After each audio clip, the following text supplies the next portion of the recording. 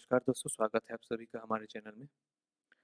आज के इस वीडियो में हम चर्चा करेंगे ज्ञान मीमांसा की और तर्कशास्त्र की, जो आपके सीजीपीएससी मेंस के लिए इम्पोर्टेंट है, दर्शन शास्त्र के लिए। और इसके पहले मैंने एक वीडियो बनाया था जिसमें हमने भारतीय दर्शन के बारे में चर्चा किया था, जिसमें हमने भारतीय दर्शन को फिलॉसफी से डिफ़ाइन किया था और दृष्ट धातु के द्वारा डिफ़ाइन किया था।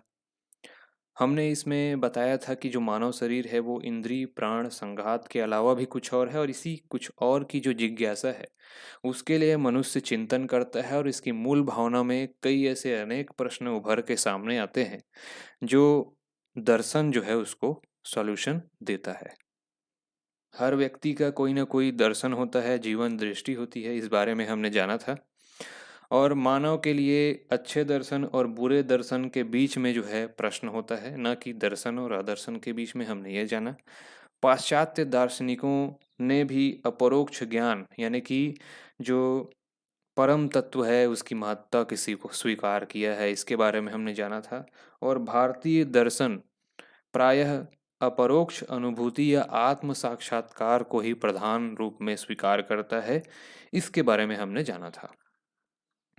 मैं इसको रिवीजन इसलिए करा रहा हूँ ताकि आपके मन में और ये चीज़ बैठ जाए कि रिवीजन सबसे इम्पॉर्टेंट है दर्शन के विषय में। अगर आप इसको एक बार पढ़ भी लेंगे तो ये आपके दिमाग में नहीं रहेगा, इसको बार बार आपको रिवीजन करना पड़ेगा। इसके की पॉइंट्स बहुत इम्पॉर्टेंट है, जैसे कि भारतीय दर्शन का उद्घोष है आत्मनाम विधि, मतलब आत्मा को जानो। ठीक है, तो ऐसे कुछ चीज़ें जो संस्कृत वर्ड हैं उनको भी आपको याद रखना है, ताकि आप अपने मुख्य परीक्षा के उत्तर लेखन में इसको इम्प्रूव कर सकें, इसको लिख करके। ठीक, तो भारतीय दर्शन में त्रिविध दुख हैं जो मैंने बताया था, आध्यात्मिक, आधि भौतिक, आधि दैविक। ठीक है, इन तीनों दुखों को के निर्वाण के पश्चात अखंड आनंद की प्राप्ति ही भारतीय दर्शन का लक्ष्य है। धर्म से दर्शन का संबंध में हमने ये जाना था कि भारत में विभिन्न धार्मिक संप्रदाय हैं और सबका एक विशेष दर्शन है। साथ में अगर कोई बिना दर्शन का जो धर्म है वो एक केवल क्या है, अंधविश्वास मात्र है। तो इस प्रकार से हम अनुभव, श्रवण, मनन और निधि ध्यासन से, इन 4 प्रकार के क्रियाकलापों से हम जो है परम तत्व का ज्ञान या फिर परम तत्व का साक्षात्कार या आत्म अनुभव या आत्म साक्षात्कार कर सकते हैं। तो यहाँ तक हमने रिवाइज कर लिया।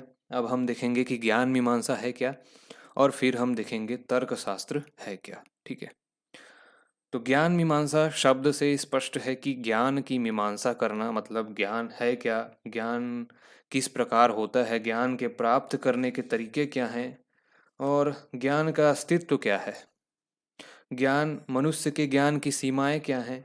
इन सारी चीज़ों का जो प्रश्न है वो ज्ञान मीमांसा में हम ढूंढते हैं। ज्ञान मीमांसा को दर्शन शास्त्र का प्रारंभ माना जाता है, जिसका तात्पर्य है ज्ञान का विज्ञान। ठीक है, हम इसको ज्ञान का विज्ञान भी कह सकते हैं। ज्ञान मीमांसा वस्तुतः ज्ञान के उद्गम और उसके स्वरूप, उसकी प्रमाणिक तार्किक विवेचन को कहते हैं। ठीक, जिस प्रकार दर्शन विश्व को समग्रता से देखता है, मतलब पूरे वर्ल्ड को समझने के लिए दर्शन शब्द का हम उपयोग करते हैं, यानी कि दर्शन शास्त्र जो सब्जेक्ट है उसमें हम पूरे वर्ल्ड को समझते हैं। उसी प्रकार जो ज्ञान मीमांसा है वो दर्शन का समग्र समीक्षा करता है, मतलब वर्ल्ड है उसको दर्शन समझा रहा है, और दर्शन को समझने के लिए हमको किसकी जरूरत पड़ रही है, ज्ञान मीमांसा की। मतलब एक बड़ा अवधारणा आप इसको ले सकते हैं। ठीक है, तो ये है ज्ञान मीमांसा। ज्ञान मीमांसा के अंतर्गत ज्ञान का स्वरूप, ज्ञान कैसा है, उसका स्पेसिफिक क्या रूप है, ज्ञान का लक्ष्य क्या है, उसका अल्टीमेट एम क्या है। हर चीज में, दर्शन में हम एक ही चीज जानना चाहते हैं, वो है अल्टीमेट, उसका आखिरी उद्देश्य क्या है, तथा सीमा, उसका जो लिमिटेशन है वो क्या है, उसका प्रामाणिकता क्या है, वो सही है भी या नहीं भी। इस चीज का विश्लेषण हम ज्ञान मीमांसा में करते हैं। ठीक है, और जैसे कि दर्शन की एक ये शाखा के रूप में है ज्ञान मीमांसा, तो इसमें आधुनिक विचारकों का ध्यान जो है इसने जो है अपने ओर आकृष्ट किया। दर्शन में जो मुख्य जो एम रहता है वो सत्य के स्वरूप को समझना रहता है, और सदियों से लोग यही इसी की खोज कर रहे हैं कि कौन सा ऐसा तरीका है जिससे कि हम उस सत स्वरूप को खोज सकें, एब्सोल्यूट ज़ीरो या फिर एब्सोल्यूट ट्रुथ, ठीक है, परम सत्य, इसकी खोज कैसे कर सकें। परंतु जितना हम आगे बढ़ते जा रहे हैं ऐसा लग रहा है कि हम उतने ही दूर खींचे चले जा रहे हैं, ठीक है, मतलब अभी तक के उस चीज़ के बारे में हम जान नहीं पा रहे हैं। तो इसी में एक पाश्चात्य दार्शनिक है महान, जिनका नाम है डेकार्त, कई जगह ड से इसका स्टार्टिंग होता है, डेकार्त, ठीक है, तो उस पर आप मत जाइए। 1596 से 1650 इनका टाइम पीरियड है। आधुनिक काल में डेकार्त को ये चीज़ें समझ में आई कि जो लोग, जो दार्शनिक, जो इन चीज़ों का जो एनालिसिस करने का कोशिश कर रहे हैं, उनका जो असफलता का कारण क्या है, ठीक है, इस पर उन्होंने फोकस किया। तो उन्होंने पाया कि जैसे कोई दार्शनिक है, सामान्य रूप में यदि वो इस एक्स चीज़ का जो है एनालिसिस कर रहा है, तो पहले वो अपने माइंड में जो है कुछ पहले से अग्रिम इमेजिनेशन, कल्पनाओं को लेकर चल रहा है, जिसके कारण इसके बारे में वो पहले से पूर्वानुमान लगा रहा है अपने मन से ही कि ये ऐसा होगा या वैसा होगा। वो उसके स्वरूप को एनालिसिस करने से पहले अपने मन में ही ऐसी विचारधाराएं उत्पन्न कर ले रहा है जो कि वो है ही नहीं। इसलिए इनके जो परिणाम जो आधुनिक काल में जो आ रहे हैं वो असफल हैं, वो सफल नहीं हैं, वो सही तरीके से परम सत्य को जान नहीं पा रहे हैं। ये देकार्त ने जान लिया। तभी से उन्होंने जो है व्यापक संदेह की अवधारणा का विकास किया और संदेह रूपी जो उनका जो सिद्धांत है उसके बारे में जो है विकास किया।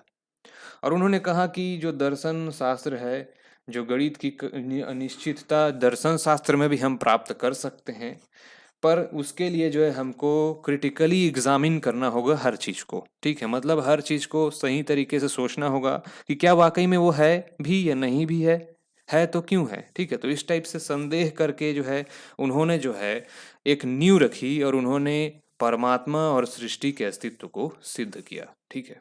तो ये है देकार्त, जिन्होंने ज्ञान मीमांसा का एक अलग लेवल में पहुंचाया। साथ में इनके बाद जो देकार्त हैं उनके बाद जॉन लॉक आए। जॉन लॉक ने जो है अपना एक नया मार्ग चुना।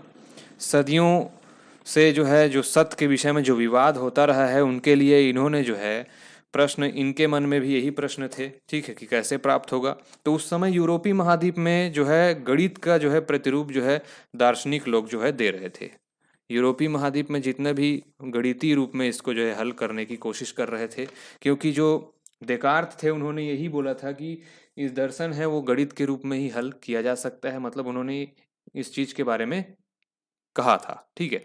तो दार्शनिकों ने, तो यहाँ पर आ गए जॉन लॉक।